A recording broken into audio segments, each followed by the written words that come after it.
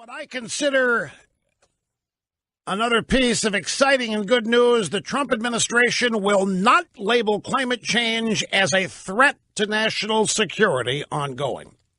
Now, if you recall, the Obama administration, and I think even the Bush administration, had elements in it in the U.S. military.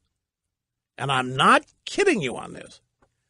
The U.S. military, particularly in the Obama administration, labeled climate change as a threat to national security.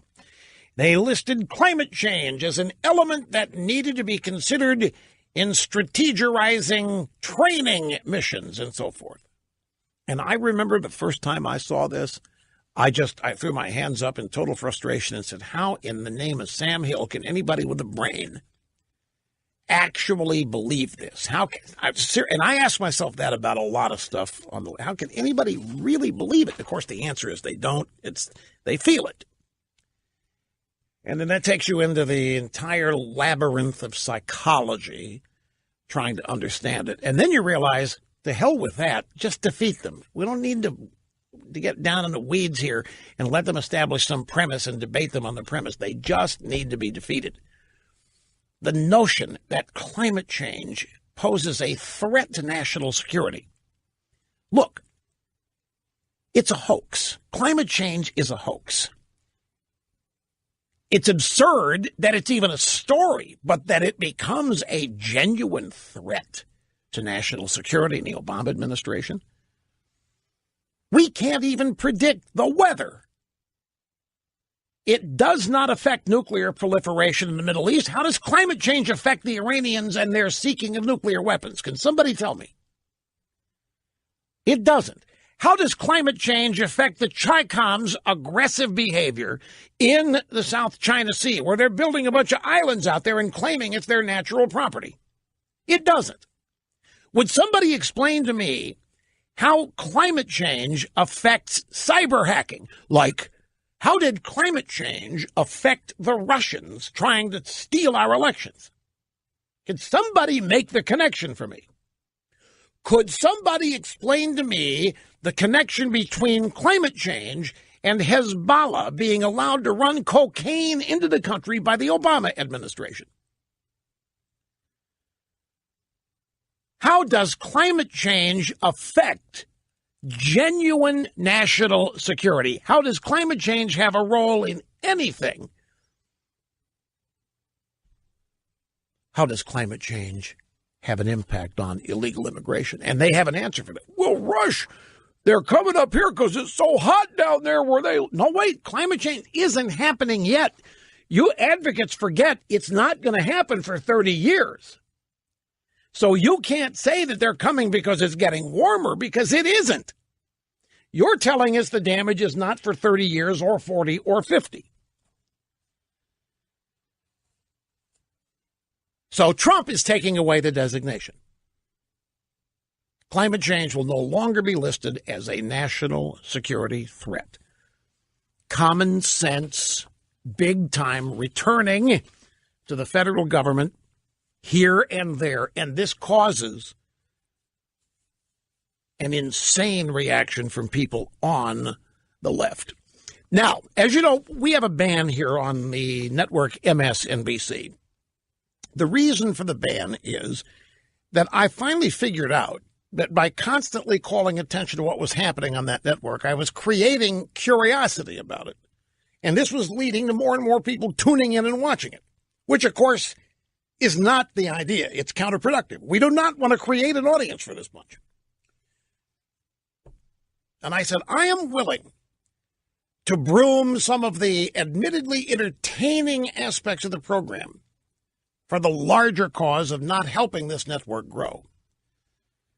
This has been a source of great frustration to production assistants who search for sound bites, because that's a very rich mine that I have closed off. But occasionally, as is the case with all bans, we lift it. And I heard of an interview that happened late last week on MSNBC with Velshi. This guy is a former CNN reporter. He's an economic dunderhead, but he thinks he is an expert on everything. And he literally doesn't know 90% of what he claims to be an expert on. He interviewed a man by the name of Robert McDowell, who was a former FCC commissioner, and it's about the net neutrality vote. First soundbite, Ali Velshi. The internet as we know it today, and the things most people consume, Facebook, Netflix, Amazon, those companies, came about because small startups had access to this fantastic internet. And if we were to impose the ability to slow down some parts of the internet or speed it up for money, we may end up freezing the internet in time. And that these big companies exist as big companies. There'll be no competition to Facebook or Google or Amazon because startups are going to be denied access to the internet. Here's Mr. McDowell. What the FCC did in February of 2015 was put a 1934 law, the Communications Act of 1934, a part of it called Title II, onto broadband internet networks. But before that, that's when all those companies you just cited were actually started in dorm rooms and then became some of the world's largest corporations. The question is, before February of 2015, what worked? You have the Federal Trade Commission Act, you have the Clayton Act and the Sherman Act. Those are three very powerful federal statutes that kept the internet open and free prior to February of 2015. To hear some people talk today, you'd think the internet started in February of 2015. Okay, so what this guy was telling Ali, the thing you're afraid of, actually happened from the day the internet was invented until 2015 when Obama put net neutrality laws on it. Exactly what you want was what the internet was. It's Obama who has changed access to the internet in the last 2 years. But Ali Velshi doesn't get this. He thinks that there has never been a free and open internet until Obama came along and made it free and open 2 years ago. Next question. But if Facebook wants to say that they'll spend $1 billion to subsidize your internet plan so that you pay less for your monthly fee, but Facebook gets preferential treatment, if a startup tries to launch a competitor to Facebook, and if I don't have that money to pay, I could get slow speed, and people will say, why would you ever use my service as opposed to the existing one that paid for the fast? What he's wanting, his question, why can't we get Facebook, a rich guy, to subsidize a startup? They have so much more money, it isn't fair. So he wants Facebook and existing big guys to subsidize startups because he thinks this new internet law, net neutrality, will eliminate startups, which he's dead wrong about. But here's the answer. Section 1 and Section 2 of Sherman Act and Section 3 of Clayton Act. You just triggered all three of those sections. That would be an antitrust violation. Federal Trade Commission could go after them also under Section 5 of the Federal Trade Commission Act. That was against the law before February of 2015, and it'll be against the law as of today. Well, I don't feel like we're having a really fair conversation here. I'm trying to have a conversation on the merits of the principle of unintended consequences of reversing net neutrality, and you're dropping a lot of legalese. We know full well that sometimes the Federal Trade Commission the legalese are the merits. That's what's at play here, and maybe you haven't read these laws, you don't understand. I'm very familiar with net neutrality, Robert. I'm really not that familiar with being condescended on. So this guy, Ali Velshi, was suggesting what is against the law. It's against the law for these big guys to subsidize certain people they choose over others, and it would trigger antitrust legislation before net neutrality and after it. And I'm sensing I'm very you're dropping a lot of legalese on me, and I don't feel like we're having a fair conversation because he's getting his ass creamed because he doesn't know what he's talking about. Anyway, I got to take a break. I've got one more example of the Ali Velshi. He looks like a skinny Mr. Clean, by the way. One of these bald guys out there. His interview with Robert McDowell on PMSNBC, the former FCC commissioner, just making mincemeat of this guy Velshi. Velshi knows it, but he doesn't think anybody else does, and so he's he's trying to cover up for that. More in a moment.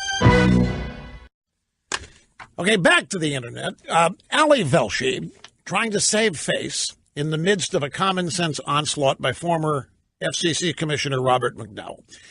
After, this on MSNBC was last Thursday, after Ali Velshi, ex-CNN, tells McDowell he doesn't like his condescending tone. He said, I feel like you're condescending me with no reason whatsoever. I don't think we're really having a fair conversation here. I'm trying to have a conversation about the merits of unprincipled, unintended consequences, and you're just dropping legalese on me. And McDowell said, well, legalese is the issue here, Ali, baby. And you don't know what you're talking about. So here we pick it up. That's the final bite coming here. We're not in a court of law right now. There's no judge in front of us. I understand. But to your point, which is you're saying consumers are unprotected. That's just not true. I did not make that argument once. I didn't say consumers. So you've come to this show ready for an argument that I'm not giving you. I'm saying that if someone has an advantage in streaming their content over the internet, an established player has an advantage because they've got the money to be able to buy better, faster, quicker access or prevent somebody else from getting it, the incumbent is favored over the startup. That's the only point I wanted to make. That's the only point I'm making. And that would be illegal. That's the point I'm making. What you just said is already illegal. I know it's good clickbait to say the internet's being destroyed, but it's not. It's already illegal. The point about net neutrality is from the beginning of its inception to 2 years ago was exactly when it grew and expanded and offered freedom. It was only the last 2 years we've had net neutrality.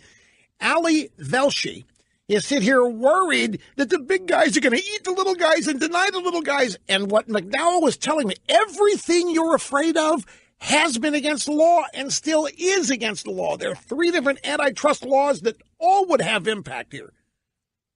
But these people live under the mistaken impression their starting point is that Obama fixed it. Because Obama could do no wrong. Obama let Hezbollah keep trafficking cocaine to make sure his Iran deal happened so that Iran would get nuclear weapons. Obama presides over a declining economy and calls it the new normal, says get used to it. Obama says if you like your doctor, you'll like your program, you can keep him. Lying through his teeth, 18 different lies on health care alone. Obama destroyed the American health care system. They think Obama fixed the internet from the unfair advantages of the rich and the wealthy and the big people. Obama fixed it. In the last 2 years is the best the internet's ever been. And now, Ajit Pai came along and just erased what Obama did. Now the internet's back to what it was for the first 15 years, illegal and a playground for the rich. They're just, folks, these folks are so dense and so stupid, but arrogant about their ignorance. It is stunning. I didn't come here. I not once came here for a conversation about consumers, and don't you ever... He thinks he knows so much about this. He doesn't know half of anything because he's a liberal, and everything they know is propaganda and lies that's presented and received in hatred. That's why I say, folks, it makes no sense to get in the weeds with these people and start debating merits of things. Just beat them. Just defeat them. Whenever the chance comes up like this, get rid of Obama's heavy-handed regulation of the internet of the last 2 years. Take it back to what it was when it grew and grew, and you could get anything you wanted on it. Nobody complained about anything until the last 2 years.